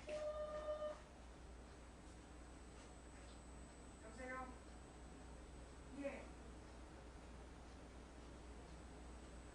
사장도 국민이 투표하든지, 아니면 국민의 대표들인 국회의원이 KBS 사장을 투표하든지, 난 그래야 된다고 봐. 국민 세금으로 운영되는 공영방송이 개 지랄 연병을 하고 있잖아. 근데 그 KBS에서 문창극의 과거가 KBS에서 터졌대. 예. 문창극의 그 과거 방송이 KBS에서 터졌는데 그 이유가 뭔지 아세요? 세월호 문제 때문에 길환영이가 KBS 사장하다 쫓겨난 거야. KBS에서 길환영이가 쫓겨나면서 사장이 없는 기간이 한 달이었대. KBS에서 사장이 없었던 게 한 달이었는데 그 한 달 동안 문창극 사건을 특종으로 터뜨렸다는 거야, KBS가. 그래서 차라리 사장이 없으면 KBS가 공영방송으로 돌아갈 수 있다는 거야. 그리고 여러분 혹시 기억하세요? 제가 2012년에 그때 이제 막 MBC랑 KBS 세노조가 파업할 때였어. 제가 그때 무슨 말 했냐 하면, 지금 KBS의 세노조가 좀 너무나 과격한 것 같다. 급진적인 것 같다. 지금 KBS를 바로 세우려면 세노조가 더 많은 노조원을 확보하는 게 우선이다. 너무나 자기네들끼리 소수만 급진적으로 가지 말고 다수가 동참할 수 있는 그런 KBS 세노조가 돼야 된다라고 제가 2012년에 얘기한 적이 있어요. 혹시 그거 기억하는 분 있나? 옛날 2012년에 내가 그 방송사 파업이 막 한참 일어났을 때 그때 내가 그 얘기를 한 적이 있어요. KBS 세노조에 대한 바램. 그런데 말입니다. 그 뒤로 내가 그 얘기를 한 적이 있어. 지금 KBS 세노조가 구노조보다 아나운서나 PD 기자들이 더 많이 늘어났대. 2012년에는 그 세노조가 그 한 20%였대요. 그런데 지금은 아나운서 뭐 기자 PD들이 그때는 아마 PD들만 주로 세노조였나봐. 지금은 세노조가 더 많아졌대. 예. 그래서 지금 기자나 아나운서나 PD들은 KBS 세노조로 다 옮겼고, 그리고 지금 옛날 노조에는 엔지니어들이 많이 붙어 있대요.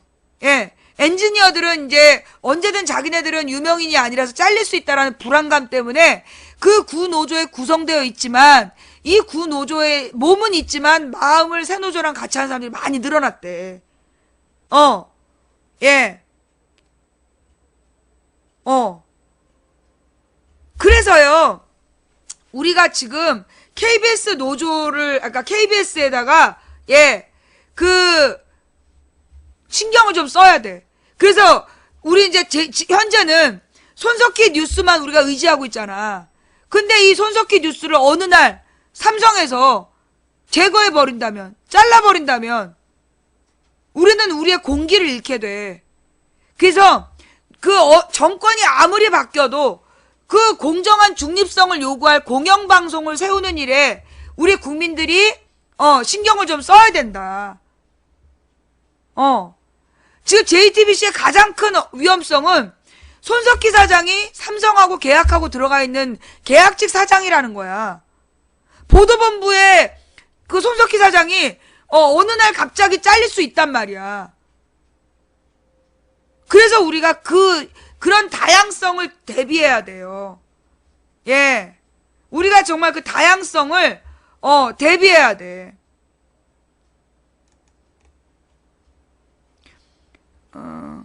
지금 누구를 강퇴시켜라, 벙어리 시켜라, 이렇게 하면 강퇴예요? 자, 그래서 지금 이제 우리 공영방송을 똑바로 세우는 문제, 우리가 신경 써야 된다. 그 다음, 내가 그랬잖아. 2011년 11월에 모든 언론에서 낙곰수를 띄웠다. 그 얘기 들었죠? 2011년 11월에 모든 언론이 낙곰수를 띄웠다. 그 얘기 여러분 들으셨죠? 내가 했어, 분명히. 지금 모든 언론이 김어준의 교통방송을 띄우고 있어. 모든 언론이 지금 김어준의 그 교통방송을 엄청 띄우고 있어. 왜 그럴까? 왜 그럴까? 이유가 뭘까?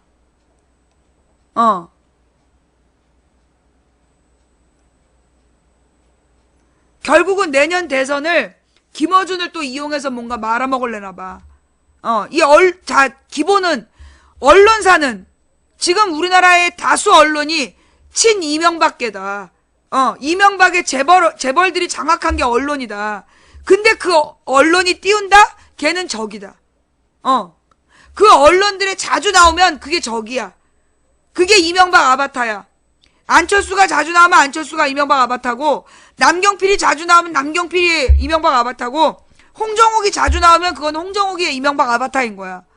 언론에서 지금 저 종편에서 계속 띄우는 그놈이 이명박 아바타다. 근데 그 언론이 지금 계속해서 김어준의 프로를 띄우고 있어. 이유가 뭘까? 이유가 뭘까?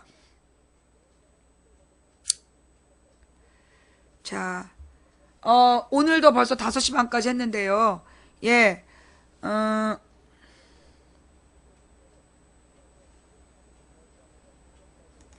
만약 지금 언론 환경이 아닌 김대중 노무현 대통령 때 언론 환경이었다면 박근혜는 벌써 아웃이었습니다. 당연하죠. 예, 그거 말해 뭐 하겠어.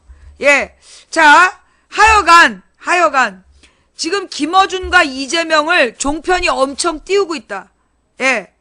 종편이 띄우고 있는 인물들이 안철수, 그 다음에 남경필, 김어준, 이재명을 엄청 띄우고 있다. 종편과 국정원이. 종편과 국정원 네트워크에서 그 넷을 엄청 띄우고 있다. 이유가 뭘까? 자, 오늘 방송은 여기까지 할게요. 여러분이 듣고 싶은 이야기를, 여러분이 듣고 싶은 이야기를 제가 다 했는지 모르겠지만, 이 방송은, 야, 너 제목이 박태환 김연아인데, 그 박태환 김연아 소년제는 뭐야? 박태환하고 김연아가 박근혜가 부른 행사에 안 가가지고 미운 털이 박혔다는 거잖아. 그래가지고 지금 구속된 김종이 자기는 김연아가 정말 싫다라고 얘기했다는 증언이 나왔고 박태환을 협박한 녹취록이 나왔다. 그래서 찍힌 김연아 협박당한 박태환이라는 방송이 있었어요. 그러면서 지금 문제는 뭐냐면 타겟을 소년제로 띄운 거야.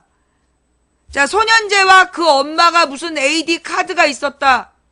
여러분은 그걸 어떻게 하셨어요? 소년제 엄마가 가진 카드까지 여러분이 어떻게 하셨어요? 그 엄마가 무슨 연예인, 방송에 나와서 얘기한 거예요? 소년제 엄마가 갖고 있는 카드를 우리가 어떻게 아냐고. 결국, 소년제 엄마가 카드를 가졌다는 건 어디서 나온 정보겠어? 소년제 엄마가 카드를 가졌다는 건, 누군가 그거를 언론에 흘렸다는 거 아니야. 그죠? 내가 옛날에 내 카드를 가지고, 어느 식당에서 밥을 먹잖아. 그럼 채팅창에 그 식당 메뉴가 나와. 내가 그 카드로 찜질방을 갔다 오잖아. 아우, 찜질 잘하셨어요? 그리고 채팅창에 올라와. 그러니까 실시간으로 카드 사용 내역은 전부 다 정부기관이 볼 수 있어요. 그래서 실종자를 찾을 때 가령이 누가 실종됐다라고 이제 신고를 하잖아. 못했다. 검찰이 대통령을 피의자로 입건하는 순간 검찰과 대통령과의 관계는 완전히 끝났다. 완전히 끝날 거 각오하고 발표한 거다. 이렇게 평가를 했고요.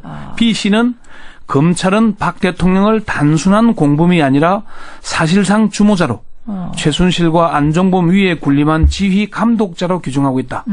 수사 결과가 예상보다 더 나갔다. 그래요? 검찰의 수사 결과대로라면은 조직 폭력배의 갈치와 다를 바 없는 파렴치범이 된다. 요거는 검찰 B 씨의 얘기죠. 예. C 씨는요. 이 정도 수사 결과라면은 검찰이 박 대통령을 버린 게 맞다. 검찰과 청와대의 밀월 관계는 끝났다고 봐야 한다. 예. 그렇지만 검찰이 뇌물죄 적용에 있어서는 약간의 여지를 남겼다 이렇게 평가를 했죠. 국민의당 박지원 비상대책위원장도 처음에 우려한 것보다 검찰 수사가 상당히 잘 됐다 이렇게 평가했지 않습니까? 예, 예. 그리고요. 다만 유감스러운 건 역시 뇌물죄 요 부분 얘기를 했습니다. 네, 네.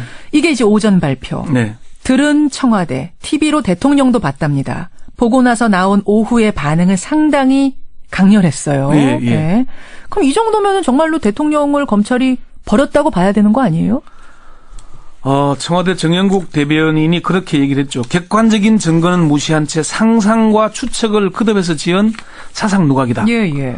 사실 그동안 박근혜 정부 들어서 검찰이 얼마나 청와대의 앞에 서서 참 불편한 것들을 정리해 줬습니까? 그렇죠. 조홍천 전 공직기강 비서관, 이석수 전 특별감찰관에 대해서 국기문란 사건으로 낙인 찍으면서 예. 청와대가 검찰에 의존해 왔잖아요. 예. 그런데 이제 완전히 극도로 불신한다는 걸 만천하에 공개를 했는데 그렇죠. 청와대의 반응만 보자면은 박 대통령을 범죄자로 규정한 데 대해서 강하게 반발하는 것이고 예. 그러면은 버렸다 이렇게 볼 수 있을 겁니다. 볼 수도 있다. 그러면 아닐 수도 있단 말씀이세요? 앞서 말씀드린 대로 검찰의 입장 변화는 지난 4년여에 비하면 엄청난 게 틀림이 없습니다. 예, 예. 그동안 온갖 의혹이 제기되더라도 이를 덮는 데만 급급해 왔잖아요. 그렇죠. 근데 이번에는 언론에서 온갖 의혹과 그에 따른 증거를 제시했고 박 대통령도 일부 인정했잖아요. 예. 그래서 검찰이 감추거나 덮지 못하고 있는 대로 수사 결과를 발표했다. 이것만도 엄청난 진전은 틀림이 없습니다. 예, 예. 그렇지만 검찰의 수사 결과를 면밀히 따져보면은 문제가 많다는 게 특별 수사를 해온 전현직 검찰 고위 관계자들의 분석입니다. 겉으로 볼 때는 상당한 진전 맞지만 네. 대통령과 등진 거 맞지만 네. 면밀하게 상세하게 하나하나 뜯어보면 꼭 그렇지도 않다. 네. 왜요? 이름만 되면 알만한 A씨. 제가 이름을 공개할 수는 없습니다만 A씨는. 검찰이 적용한 대통령의 범죄 혐의는 형사 범죄 구성 요건을 악용해서 국민을 상대로 사기를 친 것이다. 그렇죠. 이렇게 혹평을 했습니다. 아니요. 검찰이요? 예. 검찰이 사기를 쳤다고요? 네. 그게 무슨 말이에요? 미르 K 재단은 직권 남용죄 구성 요건에 많지 않다. 이렇게 얘기를 했고요. 또 강요죄에 대해서도 강요라고 하는 것은 깡패가 눈을 부라리면서 하는 것인데 예, 예. 공무원이 하는 것은 권한이 있으니까 하는 거다. 그건 뇌물죄로 가야 한다는 거죠. 이건 그냥 바로 뇌물죄로 갔었어야 된다. 그렇죠. 그렇게 보는 거군요. B 씨는 검찰이 박 대통령에 대해 면죄부를 줄이는 걸로 봐야 한다. 검찰이 새롭게 밝혀낸 게 뭐가 있냐. 뭐가 있냐. 언론에서 보도된 것과 대통령이 인정한 부분만 범죄 혐의로 인정하고 있다. 자, 우선 박근혜 대통령 지난 11월 4일 사과 내용 잠시 들어보시죠. 예. 선의의 도움을 주셨던 기업인 여러분께도 큰 실망을 드려 송구스럽게 생각합니다. 이게 돈을 낸 기업들이 선의로 냈다는 걸 강조한 말이죠. 그렇죠. 그런데 정말 기업들이 선의로 돈을 냈을까요? 자, 문제는 검찰의 공소장을 보면은 미르와 K스포츠재단 설립을 선의로 봤다는 겁니다. 그렇게 써 있어요? 선의라고 표현을 안 했는데 예. 공소장 첫 부분을 보면은 예. 재단법인 미르 및 재단법인 K스포츠 설립 경위기가 나옵니다. 예. 그 부분 기니까 맨 뒷부분만 하자면은 환류, 확산, 스포츠 인재 양성 등 문화 스포츠 사업을 목적으로 하는 재단법인의 설립을 추진하되라고 되어 있습니다. 예. 이건 국정 기조하고 같다는 걸 얘기하는 겁니다. 일단 목적은 순수했다. 그러니까 설립은 선의였는데 돈을 모금하는 과정이 문제였다는 박 대통령의 시각을 그대로 받아들였다는 겁니다. 아하. 박 대통령의 변호인이 어제 직후에 그런 얘기를 했거든요. 재단 모금은 국정 수행의 일환으로 정상적 업무 수행이라고 얘기했거든요. 예. 그것과 검찰의 공소장이 같은 맥락이라는 얘기입니다. 그렇다면은 미르와 K스포츠 재단을 설립한 이유가 무엇일까요? 소유주는 누구일까요? 이게 소유주가 누군지 아십니까? 김현정인 거는? 소유주가 어떻게 되는 거예요? 지금 결국은 박 대통령하고 최순실 씨였다는 거 아니에요? 그러니까 두 재단의 공익법인이지만은 소유자는 박 대통령과 최순실 씨가 됩니다. 그렇죠. 이게 지금 아무런 문제가 없이 박 대통령이 임기를 마쳤다. 그러면 이게 유경재단과 똑같이 된다는 겁니다. 예, 예. 그래요. 그래요. 예, C씨는 재벌 봐주기 수사다. 그러니까 뇌물죄로 바로 갔었어야 된다. 지금 그 얘기를 계속 하시는 거죠. 그러니까 근데 그걸 좀 내용을 들어보라는 얘기죠. 예. 뇌물수수나 제3자 뇌물죄가 적용되면은 돈을 준 기업들도 뇌물 공여와 횡령으로 처벌 대상이 되지만은 강요죄가 적용되면은 피해자가 된다. 아하. 박 대통령과 최순실 씨, 안종범 씨를 직권 남용과 강요죄로만 처벌하게 되면은 몰수와 추징을 할 수 없게 된다. 맞습니다. 몰수와 범죄 수익 추징이 안 환수가 안 된다는 맞아요. 얘기죠. 예. 그렇죠. 그리고 형량도 대폭 낮아지고요. 예, 예. 심지어 이렇게 갈 경우에 법원에서는 무죄가 날 가능성이 높다는 게 법조인들의 분석입니다. 그래요. 그러니까 어제 이 모든 혐의를 대통령이 공모했다라고 얘기한 그 워딩만 보면 상당히 센 것 같지만 네. 조목조목 어떤 죄를 적용했는가 어떤 혐의를 거기 공소장에 넣었는가 보면 이건 재판에 가서 무죄로도 뒤집힐 수 있는 형량 자체도 굉장히 뇌물죄에 비해 가볍다 이런 말입니다. 뇌물은 뭐 700억이 넘고 하기 때문에 무기징역 또는 10년 이상인데 맞습니다. 이건 뭐 어떤 혐의는 2년 이하도 있고 뭐 형량이 상당히 낮거든요. 예. 그리고 이게 그렇게 되면은 직권 남용과 강요가 유죄가 잘 안 됩니다. 아니 근데 지금 네. 대통령이 조사도 안 받은 상황이잖아요. 그래서 검찰로서는 이렇게 쓸 수밖에 없었던 거 아니에요. 이제 대통령 조사도 좀 하고 뭐 뭔가 보강을 하면 증거도 보강하면 뇌물죄로 그때 적용할 수도 있는 거 아닙니까? 재벌 총수 9명을 조사를 했습니다. 예. 검찰이 재벌 총수를 부른다는 얘기는 기업에 대한 수사의 마지막이라는 얘기잖아요. 박 대통령 조사를 못했지만은 나머지 혐의는 공범으로 적시를 했잖아요. 예. 근데 뇌물죄만 왜 뺍니까? 대통령 빼고 최순실, 안종범, 뭐 정호성을 할 때도 뇌물죄를 넣으려면 얼마든지 넣을 수 있었다. 그렇죠. 그리고 현대차하고 뭐 포스코 문제는 직권 남용에 포함시켰는데 예. 삼성그룹은 또 뺐잖아요. 그렇죠. 그러니까 그런 부분들이 의혹을 많이 주는 겁니다. 아하. 이게 과연 자 노성권 1차장이 어제 뭐 브리핑을 하면서 그런 얘기를 했죠. 이게 끝이 아니다. 공소 사실에는 없지만 계속 수사한다고 얘기를 했어요. 바로 거기요. 예. 그렇지만은 검찰의 사정을 잘 아는 한 중견 법조인은 검찰의 뇌물죄 계속 수사 언급은 일종의 립 서비스에 불과하다. 립 서비스다 국민들한테는. 예. 안종범 씨의 구속영장 청구 당시의 혐의에서 한 발도 나가지 않았다. 그렇게 얘기를 합니다. 그래요. 예, 뇌물죄가 민주당 기동민 원내대변인이 그렇게 논평을 했잖아요. 최순실 안종범에 대해 뇌물죄 제3자 뇌물죄를 적용 안 한 건 헌정질서 파괴범을 자범으로 취급하는 것이다. 아하. 몸통을 피하고 격까지만 건드려서 사실상 대통령에게 면죄부를 주려는 취지라고 설명했잖아요. 아니 근데 네. 어제 그 얘기도 했잖아요. 네. 오늘부로 기소가 중지되고 즉 대통령직 그만두는 순간 피의자로 기소되고 재판할 거다. 네. 이렇게 하는데도 강력한 처벌 의지가 없다고 보시는 거예요? 그러니까 포장은 아주 거창하게 했는데요. 내용을 알 리가 없다는 얘기죠. 결국 파고 들어가 보면은. 결국 다 포장에 불과한 그러니까 거 아닌가? 검찰이 그동안 해온 형태를 보자면은 예. 마지못해 국민의 촛불 여론에 떠밀려서 여기까지 온 거잖아요. 예. 처음에는 최순실 사건을 누구에게 맡겼습니까? 형사 8부에 맡겼잖아요. 예. 수사 의지가 없다는 거죠. 그렇죠. 그리고 문제가 또 불거지니까 검사 3명 추가했다가 결국 마지막에는 특별수사본부까지 온 거라는 얘기죠. 계속 떠밀려서. 그러니까 여기까지 왔는데 그럼 검찰이 정말 제대로 했더라면은 의지를 가지고 있다면은 그 부분에 대해서 제대로 밝혀내야 된다는 거죠. 그러면 자 네. 검찰이 왜 뇌물죄까지 어제 바로 못 갔다고 생각하세요? 짧게. 그러니까 첫 번째는 제대로 수사가 되지 않았기 때문일 수 있습니다. 기한이 쫓겨다 보니까. 실제로. 예.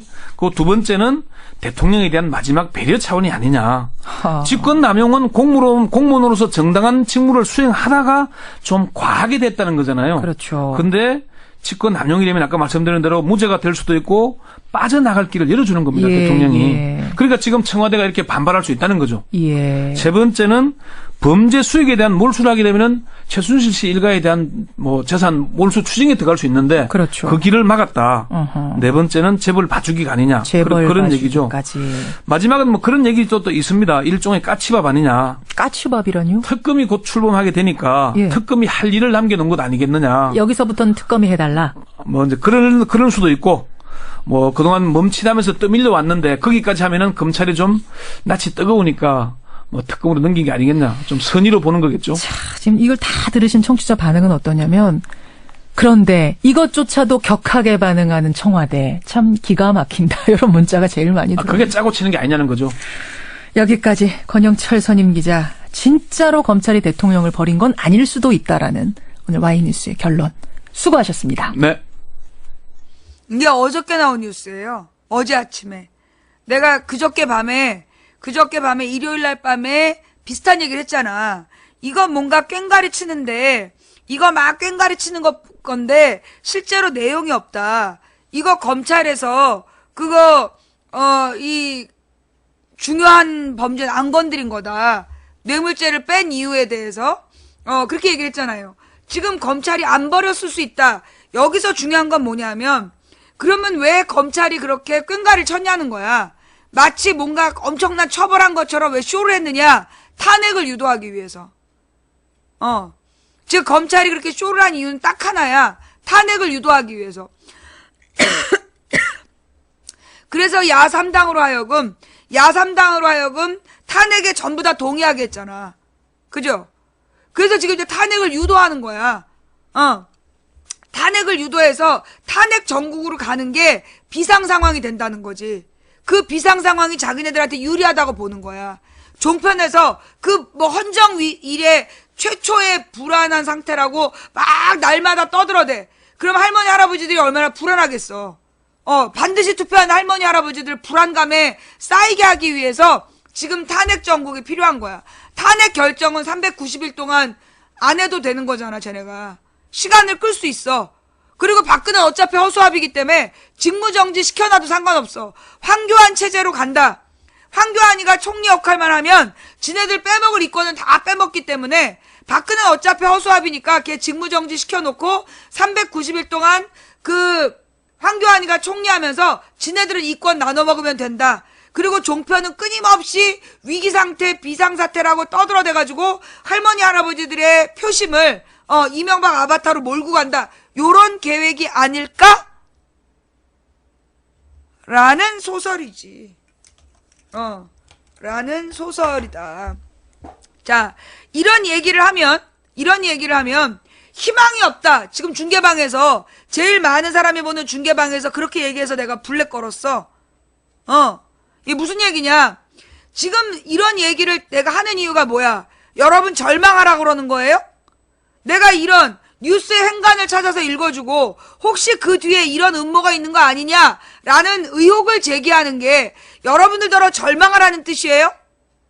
우리가 사태를 정확히 알아야 대책을 마련하는 거 아니냐. 우리가 일단 알아야 뭔가 방법을 찾는 거 아니냐. 그러니까 진실을, 지금 드러나는 현상 본질을 보자. 지금 망치가 계속 얘기하는 건 뭐냐면 겉으로 드러나는 현상에 숨겨져 있는 본질을 보라는 거야. 왜? 문제는 본질을 알아야 풀 수 있는 거죠. 현상에 대처만 하면 언발의 오줌 누기야. 막 발시리다고 젖은 발에다 오줌 누면 그 오줌이 얼면서 발에 더 시려. 그런 것처럼 현상에만 대처하는 게 아니라 현상 뒤에 숨어있는 본질을 봐야 된다. 그래야 본질적인 문제를 우리가 해결할 수 있다. 그걸 위해서 내가 보여드리는데 희망이 없다 이러고 자빠졌어. 블랙이야. 언제까지 촛불을 들어야 되냐? 희망이 없다 이렇게 씨부리면 블랙이야. 뭔 말인지 알겠어? 예. 자, 내가 언제 잡혀갈지 모르겠지만, 예. 나는 잡혀가는 순간까지 여러분들에게 진실을 얘기할 거예요. 끊임없이 그 본질, 우리가 끊임없이 의심해봐야 되는 지점이 뭔지 계속 얘기를 할 거야. 그러다가 내가 혹시 사라지더라도 여러분들, 제가 자 생각해봐. 옛날에는 전혀 몰랐는데, 망치부인 방송을 자꾸 듣다 보니까 어떤 뉴스들에 숨겨져 있는 내용이 보이더라.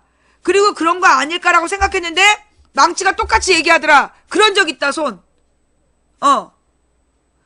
전혀 옛날엔 뉴스를 봐도 못 알아들었는데 망치부인 방송을 자꾸 보다 보니까 혹시 이거 이런 거 아니야? 라는 생각이 들더라.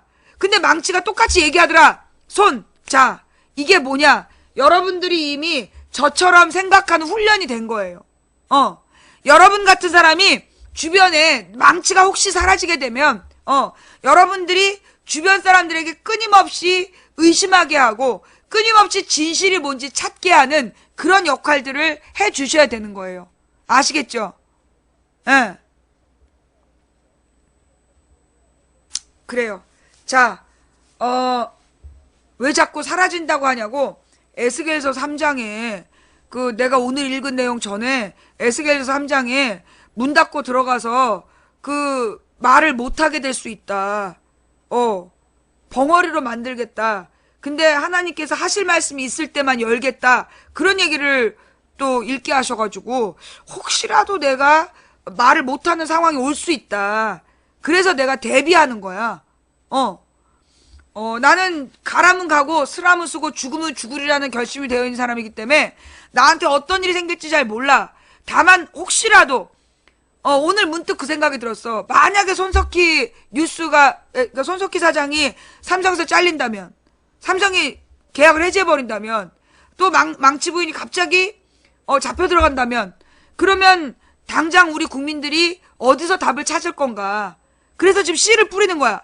여러분이 지금 막연히 재미있다라고 생각하고 있으면 안 돼. 어떤 비상 상황이 닥치더라도 최대한 지혜를 모아서 상황을 해결하겠다라는 의지를 가져야 될 때야. 무슨 얘기인지 알겠죠?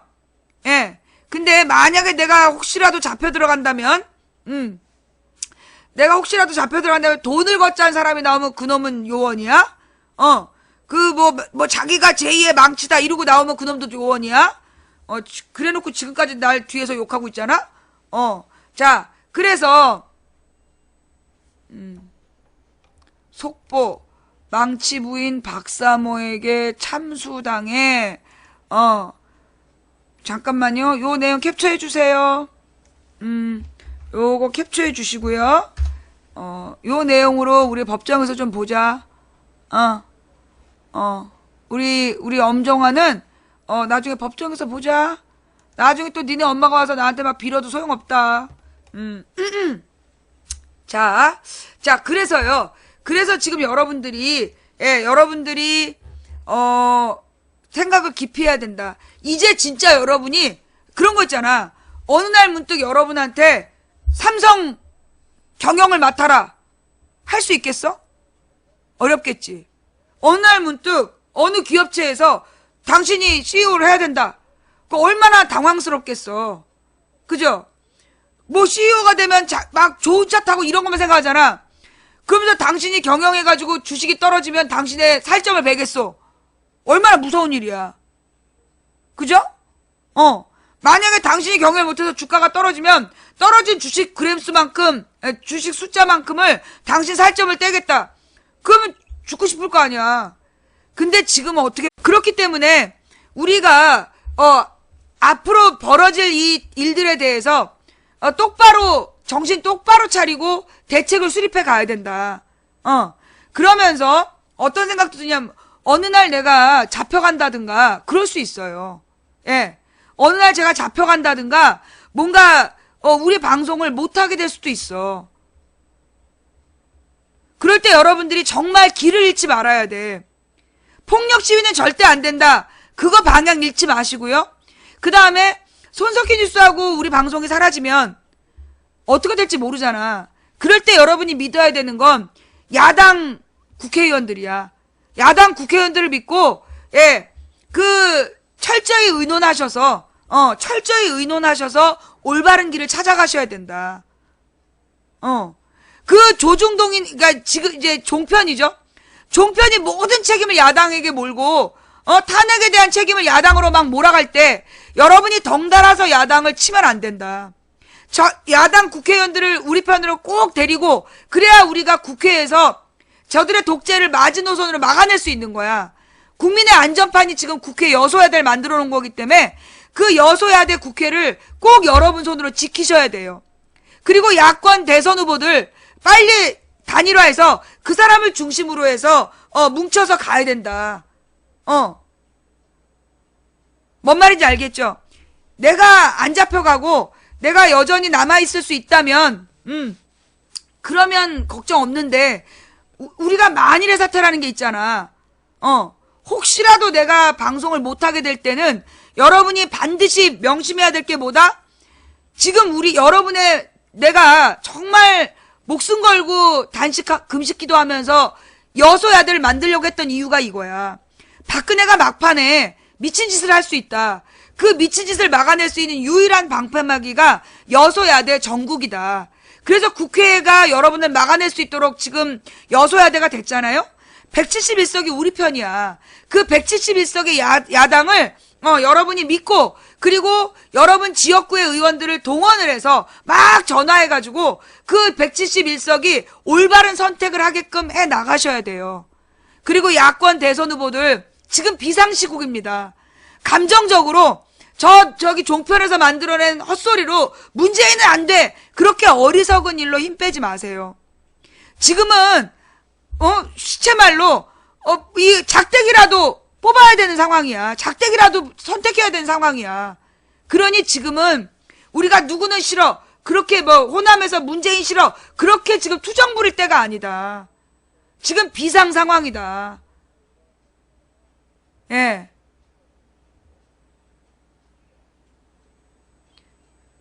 지금 진짜 쓰레기 방송이라고 우리 방송에 대해서 얘기하는 거예요? 아니면 종편에 대해서 얘기하면서 지금 끊어서 쓰는 거예요?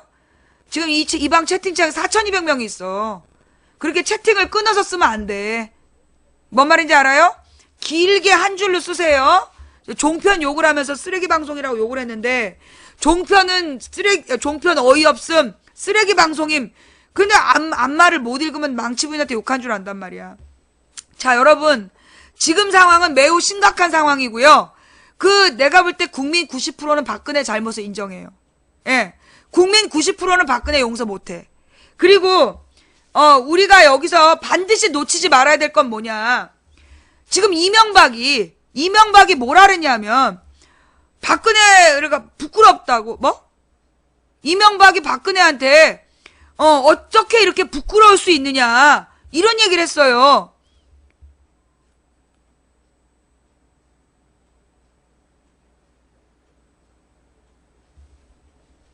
나 실어증 걸릴 뻔했어. 어이가 없어갖고. 실어증 걸릴 뻔했다가 너무 충격 먹어가지고. 야! 네가 박근혜 대통령 만들었잖아! 국정원 동원해가지고! 지는 무고한 척? 진짜 어이가 없어서 내가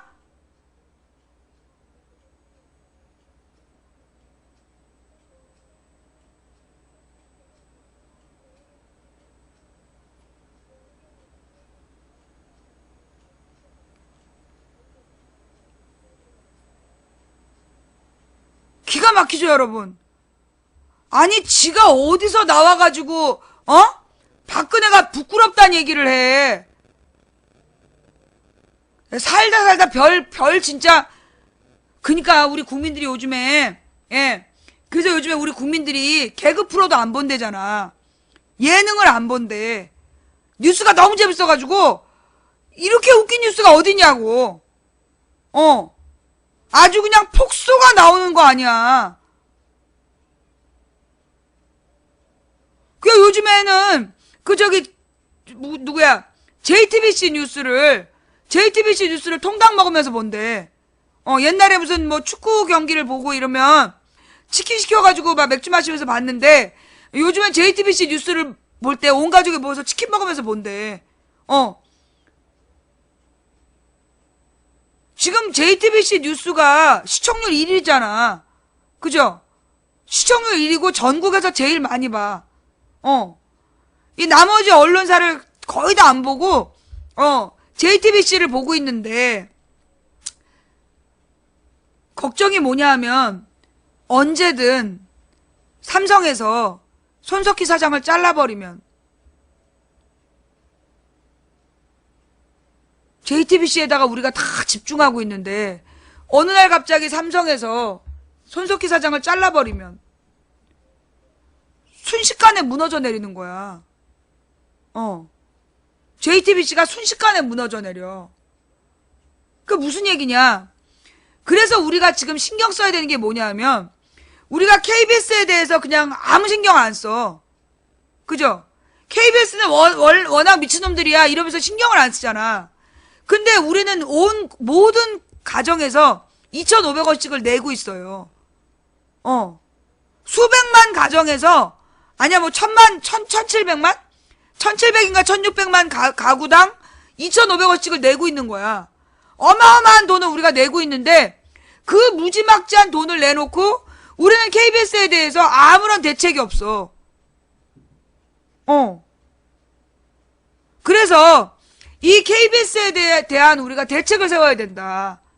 공영방송. 근데 이제 이 KBS가 왜 저렇게 망가졌냐 했더니 KBS의 이사장을 만드는 제도가 잘못됐더만. KBS 사장을 뽑는 제도가 잘못된 거야. 그게 뭐냐면 이 KBS가요. 그러니까 세 명이 야당 몫이고 이사진을 구성할 때 3명이 야당 몫이고 6명이 여당 몫이래. 그러니까 언제나 이 KBS 사장은 친여당 성향이 사장을 하게 되는데 옛날에 김대중 노무현 때 그 제도를 바꿨어야 됐다는 거야. 그 제도를 바꿨어야 됐는데 그걸 바꾸지 못해서 지금 이 KBS가 이 모양인 거야. 옛날에 김대중 노무현 정부 때는 KBS가 이 지경이 아니었어요. 김대중 노무현 때는 KBS가 이 지경이 아니었다니까. 근데 이명박이 되면서 KBS가 이 꼬라지가 돼버린 거야.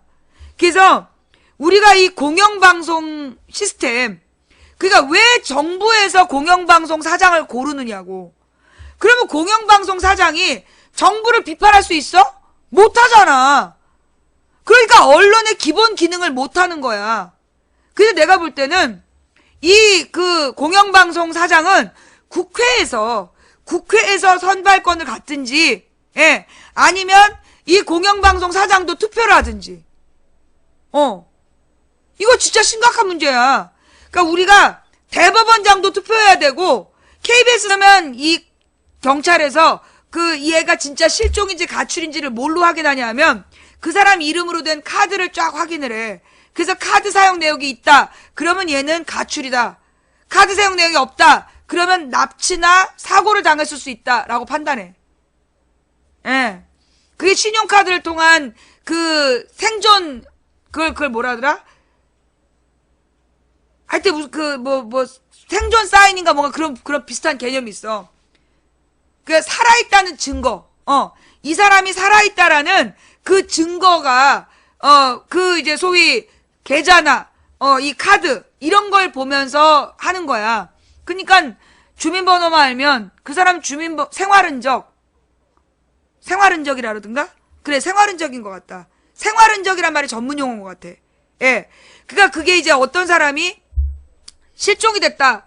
또는 아무래도 뭔가 사고를 당한 것 같다라고 신고를 하잖아. 그러면 제일 먼저 경찰에서 뭘 하냐면 그 사람 주민번호로 된 그 카드를 확인을 해갖고 그 카드 사용 내역을 확인해요. 그래서 이 사람이 어디에서 카드 사용을 하고 있다. 그러면은 이거는 살아있다는 증거야. 그 다음에 이제 어느 지역에서 카드가 사용되면 경찰에서 다음 뭘 하냐면 그 지역 CCTV로 확인해. 그 지역 CCTV로 확인하면 어느 마트에서 뭘 샀어. 그러면 그 마트에서 그 계산한 시간 다음에 나올 거 아니야. 그 CCTV를 가서 찾아보면 바로 얘가 살아있는지 아닌지가 확인이 돼. 그게 이제 그 실종자 찾는 프로그램이야. 그래서 실종자는 누구나 쉽게 찾을 수 있는데 안 찾아주는 거지. 예. 근데 좌우지간 소년제 엄마의 카드는 어떻게 알았을까? 누가 제보했을까? 소년제 엄마가 자기 그런 카드 있다라고 자랑하고 다녔을까? 예. 그러니 내가 볼 때는 소년제 엄마가 카드를 가지고 다닌다는 걸 아는 기관이 있었을 거다. 그 아는 기관에서 풀었을 거다. 내가 누구라고 말 안 하겠는데, 왜? 욕바지가 필요했던 거야. 욕바지가 필요했던 거야. 예. 아니, 출입카드든 뭐든, 신용카드뿐만 아니라, 아니, 당연히 출입카드도, 그 출입카드 전산망으로 다 들어가는 거잖아. 그래서 출입카드를, 공무원들 야근수당 계산하는 게 출입카드로 찍는 거잖아. 그거 전산 처리 다 된단 말이야. 인터넷으로, 그게 출입카드면 더 하겠지. 인터넷으로만 들어가도, 누구누구가 몇 시에 들어가고 나가고, 그거 전부 다 찍히는 거 아니야. 만약에 그게 체육협회 출입카드라면, 체육협회 출입카드에 카드 내용을 잘 아는 어딘가에서 나왔겠지. 아니, 일반 사무원이 알았겠어? 그러니까 그런 거는 내가 볼 때, 예. 내가 볼 때 지금 소년제가 뭐 이상한 특혜를 받았다. 그러면서 지금 소년제를 까고 있는 거 아니야. 그러니까 또 이때 그런 건 아니라고 봐요. 너 소년제 까고 다녔지? 내가 이런 얘기를 하면 그건 아니라고 봐요. 소년제 욕먹어 마땅해요. 너 소년제 깠지? 박근혜 욕하는 댓글은 겁나서 못 쓰고 소년제 까는 댓글만 열심히 쓰고 있는 거지? 지금 소년제가 더 나쁜 년이냐? 박근혜가 더 나쁜 년이냐? 우리가 집중해야 되는 건 박근혜야. 정유란이 걔도 정시원이 뭐니? 계속해서 돌리면서 박근혜에 대한 비판을 다른 사람 비판으로 이제 욕바지로 돌리는 거 아니야. 소년제가 무슨 특혜를 받았는지 모르겠는데 그 특혜가 너한테서 뺏은 특혜가 아니잖아. 내가 볼 때 김연아, 박태환, 소년제를 띄운 건 나는 틀림없이 의도적으로 띄운 거라고 봐. 계속해서 지금 연예인들을 띄워가지고 박근혜 욕바지를 돌리려는 시도가 언제부터 있었냐면 그 11월 첫째 주부터 있었어.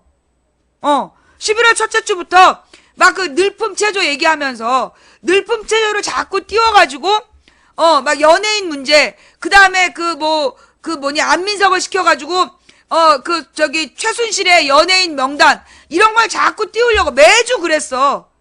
내가 볼 때 지금 박태환, 김연아, 소년제 이야기도 내나 그 팀에서 만든 뉴스라고 봐. 그래서 결국은 박근혜에게 쏠려야 되는 욕을, 박근혜에게 집중돼야 되는 비판을 스포츠인이나 연예인에게로 돌리고 있는 거야.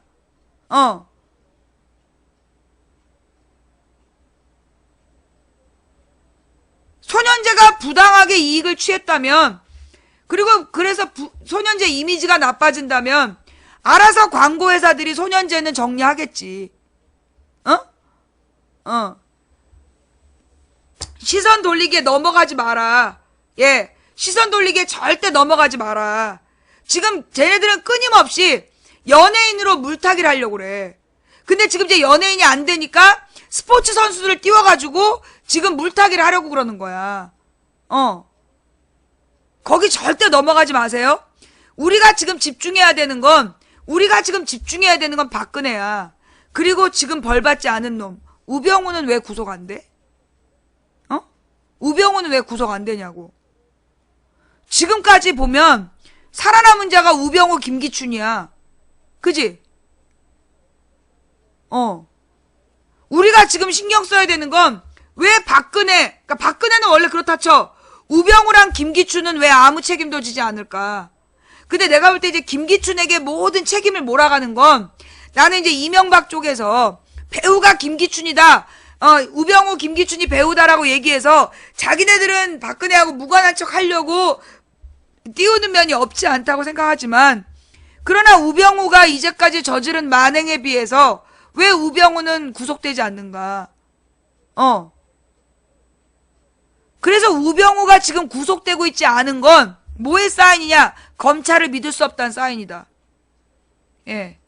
김기춘이나 우병우가 지금 그 수사 대상이 아니라는 건 현재 박근혜를 수사하겠다고 떠벌리고 있는 검찰을 믿을 수 없는 증거다. 만약에 지금 검찰이 정말로 박근혜 세력을 끊겠다고 작정했다면 우병우랑 김기춘도 수사 대상에 넣고 구속했어야 됐다. 근데 안 했다라는 건 지금 검찰이 유사 이래 최초의 피의자 신분, 무기징역도 가능, 이거 전부 다 쇼일 가능성이 있다는 거야. 권영철 기자가 어제 되게 중요한 얘기 했어요. 예. 권영철 기자가, 이때 방송 끝내려는데 이 얘기까지는 다시 보고 갑시다.